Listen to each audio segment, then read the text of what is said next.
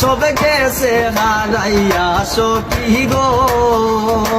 মরভূমির গরমে সোনার রঙ্গ যায় জ্বলিয়া মরভূমির গরমে সোনার রঙ্গ যায় জ্বলিয়া চিন্তা করেছি দেশ গেলে আইতাম নাই ফিরিয়া আমি চিন্তা করেছি দেশ গেলে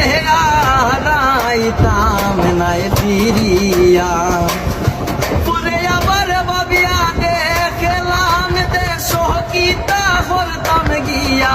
আমার ঋণ রইছে পড়িয়া সখী গো